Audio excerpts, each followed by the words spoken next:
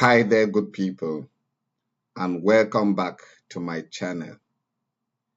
If you are new here, this is where we share life-changing opportunities from scholarship to fellowship, everything in between, to help you achieve your dreams and make an impact in the world. Today, I'm excited to share not one, but two incredible fellowship opportunities that could transform your life and career. First, we have the Global Heumann Fellowship, an amazing program designed specifically for individuals with disability, or what you would say people with special abilities. This fellowship provides a platform to advocate for disability rights while offering mentorship and resources to create real impactful change. It's a remote scholarship or fellowship for 1 full year, but it provides a lot of assistance to people with disability. Dear friends, as I get into the details, start thinking about people with special ability that you know that you can share this opportunity with them and cause a change in their life. The next one, we will have the Next Generation Resource Governance Leaders Program in Ghana and Accra. If you are a young African leader passionate about resource governance and sustainable development, this is your chance to gain valuable training, networking, and leadership experience. All you need to be part of this is that you are not above 32 years. Stick around as I share all the details, including who can apply, the benefits you will receive, and the tips that can make your application stand out. If I haven't informed you, let me tell you now, I am a fellowship application reader. I belong to various fellowship selection committees, including the prestigious Mandela Washington Fellowship Program, or what you call the Young African Leaders Initiative. So during this video, I'm going to steal some true secrets and share with you what funders look for. And of course, those funders look for those things through the people who read the applications. So in other words, I'm saying, what is it that we look for in the selection committee? Let's dive in. So this fellowship, I may not pronounce it so well, but it is the Global Heumann Fellowship. Heumann is the name of this lady, and they say it's creating a global bridge to the future. It comes from the World Institute on Disability. So this is the lady who has made significant impact in the world, and she herself was disabled, and they created this scholarship to honor her. So what is this scholarship all about? I'm going to share little, not too much, because we may not have that too much time. The 2025-2026 Global Heumann Fellowship application timeline and process is available now. And the key thing you must note, as I always tell you, is the closing date. And now I'm going to talk a little bit about this fellowship. And of course, so they say the World Institute on Disability Global Heumann Fellowship Program honors the co-founder, Judy Heumann's enduring legacy by empowering disability leaders and advocates worldwide to advance disability rights and justice within their regional communities. Through this program, fellows will work on impactful projects aimed at fostering equity, inclusion, and justice globally. I'm going to leave it there. I want us to look a little bit at the timelines because that is very important. The fellowship opened on the 1st of January and the applications are ongoing and they are going to close on the 28th of February. All applications must be submitted by, this is almost midnight Pacific time. Why will you wait until that time? And then March 2025, applicant review process begins. This is when the readers and the selection committee start reviewing the application. June 2025, applicant review process concludes. All applicants are notified via email about their selection status. July 1st, the cohort, the 2025-2026 cohort officially begins their fellowship term. And by June 30th, 2026, the fellowship term ends. 12 months of empowerment, of financial support, of technical support, of mentorship for you as somebody with the challenges, with physical challenges, to move out of begging, move out of soliciting people to help you, to have your own resources to do the things you've always wanted to do. The fellowship is remote, meaning that you don't need to move. You will stay at your home, you will stay where you are, but you will have the financial support, mentorship, technical, all what is required, which means that if you need a computer, you need internet and all of that, it will be provided for you to make you able to take good advantage and make use of this. You know what? I always tell you, when you listen to things like this, it's very easy. Just drop an email or send a message to me. How do I go ahead with this? How do we? Because it is true, you can listen to this and you try on your own, of course. This is the application process, it's right here. But what if in the process you don't do it well and you miss it? It is up to you. I've shared with you the opportunity. If you need further information, you can come to me and I'm going to help you. That is the first one, and that is for disabled people or people with special ability. This is the second.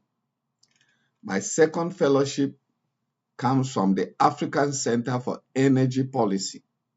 And the African Center for Energy Policy comes up, of course, with headquarters in Accra, Ghana. Next Generation Resource Governance Leaders Program. This is for young people, young Africans. There is something that I want to talk about.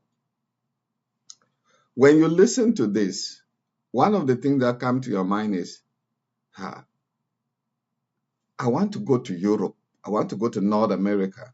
I want to go to Japan. I want to go to Canada. Why is he showing me things in Accra, in Ghana? The closing date for this one is 2nd February. I need something big. Let me tell you some of the little secrets that I was telling you. There's one that will come at the end, but I will tell you one now. When you see a cock, it started as an egg. Then it was hatched into a chick and it grew up to become a cock. So a journey of 1,000 miles, as they say, begins with one step. If you want to tell people that I'm really interested in development work and so on, you start from home. And we know that children who used to fetch firewood for their parents, who used to go and fetch water, who were very active in the house, they can always tell you why their journey is a success. And you also discover that those who were very lazy didn't go anywhere. My own journey, let me tell my first trip abroad. In fact, I took off. My takeoff port was a Kondo Titi, and it was by boat, not ship. And my landing port was a Kan, and I was on my way to Imo State in Nigeria to school. I didn't enter a plane. It took me years. And now I fly around as I like. But I needed to take that first journey. What I'm telling you is those opportunities around, use them. I will explain and not a second reason for it. Just stick with me. When I'm done, I will let you know why. So this is a wonderful program. It is accept. It's actually in its fourth cohort. ACCEPT, of course, is the African Center for Energy Policy. And with headquarters in Ghana, the applicant must be a young African residing in Africa, age not exceeding 32 years, who demonstrates a passion for ensuring the continent's vast energy and extractive resources contribute to sustainable and inclusive development. Among other qualifications, the applicant must possess, listen to this, relevant academic qualification, preferably in any or a combination of, please, when they say preferably, they are not saying this must be it. They are saying preferably here, including energy, engineering, petroleum, electrical, oil and gas management, public policy, law, political economy, development studies, development finance, project management, communication, statistics, mathematics, etc. So this is a very open scholarship, very open fellowship, an opportunity to meet other young, passionate Africans who are interested about the development issues. You must have good writing skills with clarity and logical flow of thought, adequate knowledge of relevant qualitative and quantitative analytical tools. I will leave it there because again and again, you must take interest in your own journey. You must be the driver. All I need from you is send an email. There are essays to be responded to, and there are certain things that a way of responding to these essays, what the people who read the applications, what are they looking for? What do they want to see? You can listen to this and you go ahead. All the information I've given is here and you apply. But you can also get somebody to hold your hand. You know something? There is a difference between showing and explaining and telling. I want you to listen to this very well. If there is the only thing you are going to take away from this video, it is that we, the readers, the selection committee, the funders, the grants, the people who give grants, they decipher from the application those who are explaining and those who are showing. There is a difference between somebody who tells you something and somebody who shows you something. Let me say this, give you an illustration here.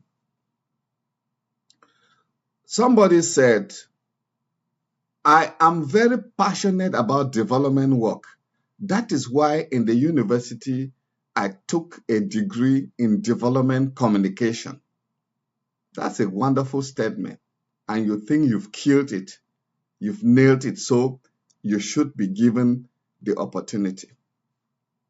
So I am reading this application. That is John's application. And John says, I am very passionate about development work in Africa.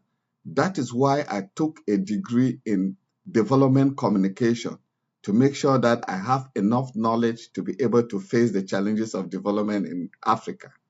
He thinks that he has killed it. And you listening to me, you know he has finished it. Now listen to Mary's statement. I have taken interest in development work since I was in high school. In secondary school, in the university, I took a degree in economics. But most importantly, last year, I participated in a regional workshop in development where I met passionate and thought leaders, other young people, and networked with them and came back with a lot of knowledge. When I got back to Boya, I organized a 3-day workshop in which I shared my knowledge and experiences with other young people, and we have started some small work in the various areas that can improve the city of Boya. Did I tell you what John said? John explained how passionate he is about development. Mary showed us her interest and passion. She didn't tell us. When you read these two applications, you know the person who is taking steps in the direction of development work, not the person who is telling you. If this is the only thing you are going to take away, take away. But I can tell you, I have thousands of those things. I gathered them over a very long time of studying, of practicing, and of research. So when I tell you that I can hold your hand to show the right thing, I am not saying something that I conjecture. I am deeply involved. I'm a mentor, so I can guide you. Well, as our journey here is ending on this one, let me just tell you again how you can get to us, how we can continue this journey together.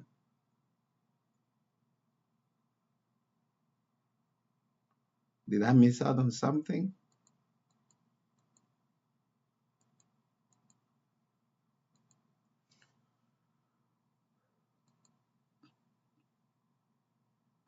So I still keep my goal, and that goal is that of helping 600 guide you, empower you, mentor you, 600 committed individuals on a transformative journey to live with purpose, take action, and turn their dreams into reality this year. If you are one of them, okay, I can help you. And I told you, this is how to contact me. You contact me, an SMS or a WhatsApp message. You can send an email to me. This is my email address. Go also to this YouTube channel, and you will see the other work that we've done. You can also check on our African Dream website to see the work we have done for over a decade, since 2010. You know, there is some other thing.